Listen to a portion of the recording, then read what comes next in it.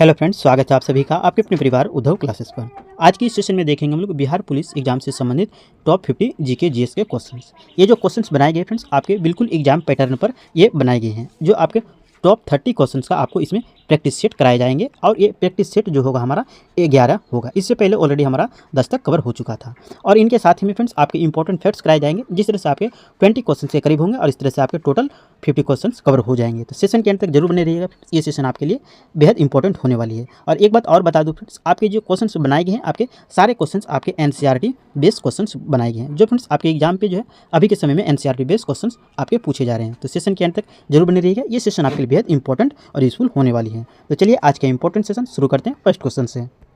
First question से हमारा, सिंधु घाटी सभ्यता के लोग किसकी पूजा करते थे? Very very important question friends, इतिहास से संबंधित क्वेश्चन है। आपके ये जो टॉप 30 क्वेश्चंस बनाए गए फ्रेंड्स आपके इसमें सारे क्वेश्चंस को कवर किया गया है। हिस्ट्री हो, पॉलिटी हो, ज्योग्राफी हो, साइंस हो, बिहार जी को भी इसमें शामिल किया गया है। इसलिए मैं बता रहा हूँ फ्रेंड्स, आपके अगर इन टॉप 30 क्वेश्चन में से आपके 25 क्वेश्चन के आप अगर राइट आंसर कर पाते हैं तो आप समझिए आपकी तैयारी बेहतरीन हो चुकी है। आपके सिलेक्शन जो है बिहार पुलिस एग्जाम पे जरूर हो जाएंगे, जो आपके एक सीट पक्का हो जाएंगे। तो पहला क्वेश्चन के राइट आंसर कीजिए फ्रेंड्स, आपके ऑप्शन नंबर बी हो जाएंगे। पशुपति की पूजा करते थे। सिंधु घाटी सभ्यता के लोग किसकी पूजा करते थे? तो आपके पशुपति की पूजा करते थे। नेक्स्ट क्वेश्चन से हमारा, बंगाल का अंतिम स्वतंत्र शासक कौन था? बंगाल का अंतिम स्वतंत्र शासक कौन था? यानी ये क्वेश्चंस आपके इस तरह से हो सकते हैं कि आधुनिक भारत से संबंधित ये क्वेश्चंस हो गए हैं। तो याद रखिएगा, बंगाल का अंतिम स्वतंत्र शासक कौन था? इसके आंसर कीजिएगा, ऑप्शन नंबर सी हो जाएंगे सिराजुद्दौला। सिराजुद्दौला जो था आपके बंगाल का अंतिम स्वतंत्र शासक था। फ्रेंड्स आप हमारे जिन जिन क्वेश्चंस के राइट आंसर जानते हैं आप हमें कमेंट बॉक्स पर जरूर लिखिएगा। नेक्स्ट क्वेश्चन से हमारा, बांग्लादेश की स्वतंत्रता की घोषणा की गई थी, किस वर्ष की गई थी?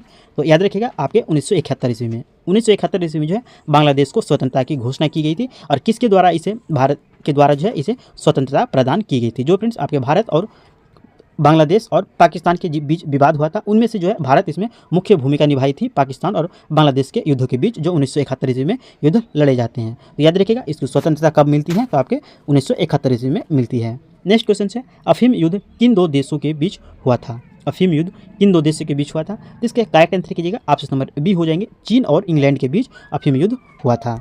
नेक्स्ट क्वेश्चन से हमारा, सार्वभौम संसद की अवधारणा किस देश द्वारा दी गई थी? सार्वभौम संसद की अवधारणा किस देश द्वारा दी गई थी? इसके करेक्ट आंसर कीजिएगा, ऑप्शन नंबर ए हो जाएंगे, इंग्लैंड देश के द्वारा दी गई है। नेक्स्ट क्वेश्चन है, किस इतिहासकार ने अकबर द्वारा प्रतिपादित दीन ए इलाही धर्म को कहा था? एक धर्म कहा था। Very very important question friends, most important question है। इस तरह क्वेश्चन आपके एग्जाम पे 100% आपको एग्जाम पे देखने को जरूर मिलेंगे। तो याद रखिएगा, दीन ए इलाही को एक धर्म किसने कहा था? तो याद रखिएगा इसके आंसर हो जाएंगे ऑप्शन नंबर ए, अबुल फजल। जो फ्रेंड्स अबुल फजल जो थे अकबर के दरबारी कवि थे। और ये जो दीन ए इलाही धर्म जो प्रस्तावित किया गया था, यानी दिया गया था, शुरुआत किया गया था, आप कह सकते हैं, ये अकबर के द्वारा प्रतिपादित किया गया था। नेक्स्ट क्वेश्चन से हमारा, भारतीय राष्ट्रीय ध्वज के अशोक चक्र में कितनी तिलियां होती है? Very very important question friends, सीधा सा क्वेश्चन है। तो याद रखिएगा इसमें 24 तिलियां होती है। और ये तिलियां जो होती है फ्रेंड्स किस कलर के होते हैं? तो याद रखिएगा आपके नीले कलर के होते हैं। किस कलर के होते हैं? आपके नीले कलर के होते हैं। जो फ्रेंड्स आपके साधारण मूलतः जो झंडे में होते हैं आपके 3 प्रकार के कलर होते हैं, जिनमें से आपके पीला होते हैं, सफ़ेद होते हैं और हरा होते हैं। लेकिन इनमें से जो आपके जो चक्र होते हैं इसमें आपके नीले कलर के दिखाई देते हैं। क्वेश्चन से हमारा 8वां क्वेश्चन, कंप्यूटर सॉफ्टवेयर के जैसे विषय आते हैं, किसके अंतर्गत आते हैं? ऑप्शन से आपके संघ सूची के अंतर्गत, राज्य सूची के अंतर्गत, समवर्ती सूची के अंतर्गत और ऑप्शन डी अवशिष्ट सूची के अंतर्गत। तो इसके करेक्ट आंसर कीजिएगा, ऑप्शन नंबर डी हो जाएंगे, अवशिष्ट सूची के अंतर्गत आते हैं। जैसे कि फ्रेंड्स आपके जो भारतीय संविधान में 12वीं अनुसूची है, उनमें से जो आपके 7वीं अनुसूची है, 7वीं अनुसूची में जो है आपके 3 विषय रखे गए हैं। और उन्हीं 3 विषयों में से एक आते हैं आपके संघ सूची आते हैं, दूसरा आपके समवर्ती सूची आते हैं और तीसरा जो आते हैं राज्य सूची आते हैं। उन्हीं के अलावा जो एक और अन्य नए विषय होते हैं जो वर्तमान समय में उजागर होते हैं, आधुनिक समय में आते हैं, उन्हें जो है अवशिष्ट सूची के अंतर्गत रखे जाते हैं। तो याद रखिएगा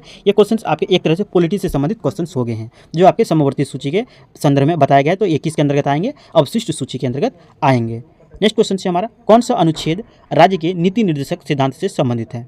कौन सा अनुच्छेद राज्य के नीति निर्देशक सिद्धांत से संबंधित है? इसके करेक्ट आंसर कीजिएगा, ऑप्शन नंबर डी हो जाएंगे, अनुच्छेद 44। ऐसे तो साधारणतः फ्रेंड्स क्वेश्चंस आपके पूछे जाते हैं, राज्य के नीति निर्देशक सिद्धांत का उल्लेख कितने में है? तो आपके जो है आपके 36 से 51 में उल्लेखित है। राज्य के नीति निर्देशक तत्वों का उल्लेख कितने में? आपके 36 से 51 में है। और इसी के अंतर्गत आपके अनुच्छेद 44 आ जाएंगे, जो आपके राज्य के नीति निर्देशक सिद्धांतों से संबंधित है। नेक्स्ट क्वेश्चन से हमारा, निम्नलिखित संतों में से कौन महाराष्ट्र क्षेत्र में सक्रिय थे? यानी कि ऐसे कौन से संत थे जो आपके महाराष्ट्र क्षेत्र में काफ़ी सक्रिय रहे थे? इसके करेक्ट आंसर कीजिएगा, ऑप्शन नंबर सी हो जाएंगे, एकनाथ जी। एकनाथ जी थे आपके महाराष्ट्र राज्य से संबंधित थे। नेक्स्ट क्वेश्चन से हमारा, निम्नलिखित में से कौन सा बिहार में घड़ियालों का प्रजनन स्थल है। Very very important question friends. मैंने आपको बताया था ना, आपके बिहार पुलिस के एग्जाम पे स्पेशली बिहार से संबंधित क्वेश्चंस आपके पूछे जाएंगे, इसलिए मैंने फ्रेंड्स आपके बिहार जीके से संबंधित भी क्वेश्चंस आपके लिए रखा है, जो आपके बिल्कुल एग्जाम पैटर्न पर ये प्रैक्टिस सेट क्वेश्चन बनाए गए हैं। अगर फ्रेंड्स ये सेशन आपको पसंद आ रही है, आपके लिए हेल्पफुल हो रही है, तो सेशन को एक लाइक और एक शेयर जरूर कीजिएगा। इसके करेक्ट आंसर कीजिएगा, बिहार में घड़ियाल का एकमात्र प्रजनन स्थल कौन सा है। इसके करेक्ट आंसर कीजिएगा, ऑप्शन नंबर बी हो जाएंगे गंडक नदी पर। किस नदी पर है, तो आपके गंडक नदी पर है। नेक्स्ट क्वेश्चन से हमारा, भारत में केंद्र राज्य संबंध निर्भर है।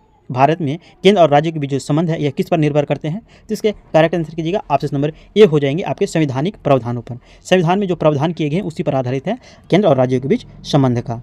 नेक्स्ट क्वेश्चन से, निम्नलिखित में से कौन सा भारत में गरीबी का कारण क्या है।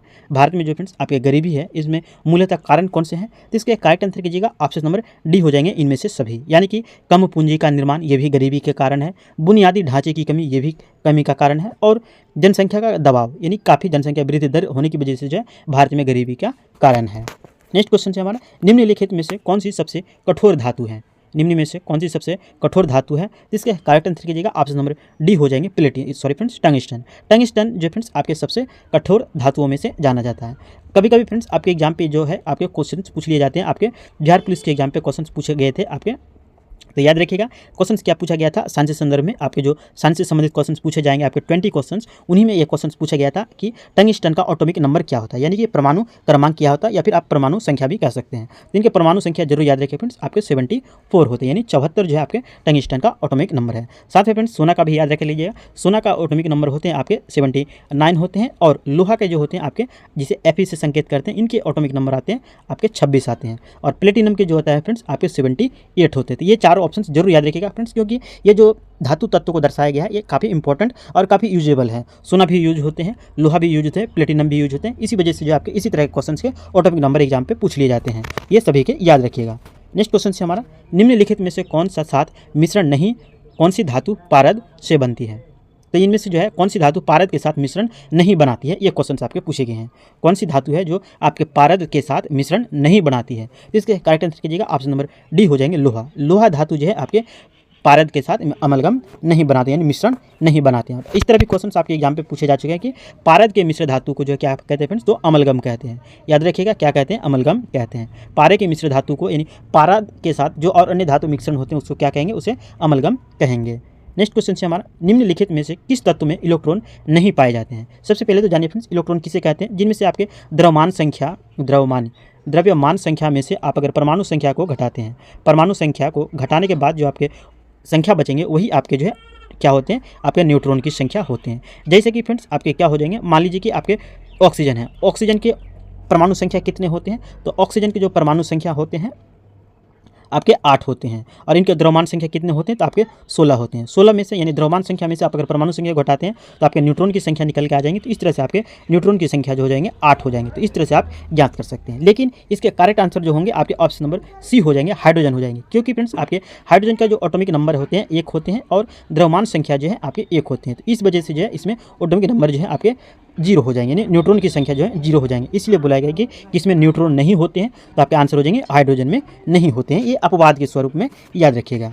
नेक्स्ट क्वेश्चन से हमारा, निम्न में से किसे लाल नदी और नीली नदी वादियों की भूमि के रूप में जाना जाता है। नील नदी और नीली नदियों की भूमि के रूप में जाना जाता है, यानी कि फ्रेंड्स उस क्षेत्र में जो है आपके लाल नदी भी बहती है और नीली नदी भी बहती है। इसीलिए बोला गया है लाल नदी और नीली नदी, यहाँ पर नदी होना चाहिए था, याद रखिएगा। लाल नदी और नीली नदियों की भूमि के रूप में इसे जाना जाता है। तो इसके करेक्ट आंसर कीजिएगा, ऑप्शन नंबर सी हो जाएंगे असम देश में। जो फ्रेंड्स असम में आपके काफ़ी प्रसिद्ध नदी ब्रह्मपुत्र नदी बहती है। याद रखिएगा ब्रह्मपुत्र नदी बहती है किसमें, आपके असम राज्य में बहती है।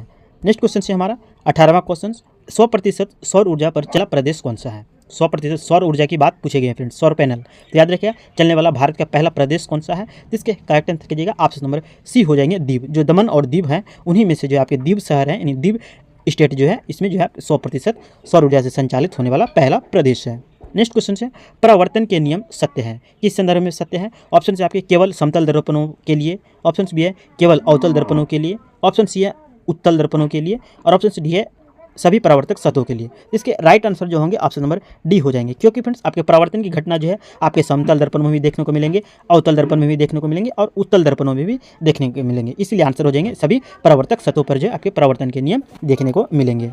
नेक्स्ट क्वेश्चन से हमारा कौन सा बेहतर कंडक्टर है, निम्न में से कौन सा बेहतर कंडक्टर है, यानी सबसे अच्छा सुचालक आप कह सकते हैं, कौन जो है आपके सबसे अच्छा सुचालक हो जाएंगे। तो इसके करेक्ट आंसर कीजिएगा ऑप्शन नंबर हो जाएंगे, ऑप्शन नंबर बी हो जाएंगे निकेल। निकेल जो फ्रेंड्स आपके ऑटोमेटिक संकेत जो होते हैं, यानी कि परमाणु चिन्ह जो होते हैं क्या होते हैं आपके निकेल के Ni होते थे। याद रखिएगा इनके जो परमाणु संख्या होते हैं कितने होते हैं, तो ये जवाब याद रखिए फ्रेंड्स, आपके निकेल के जो होते हैं आपके 28 होते हैं। निकेल का एटॉमिक नंबर 28 होते हैं और इनके जो सिंबल होते हैं आपके Ni होते हैं।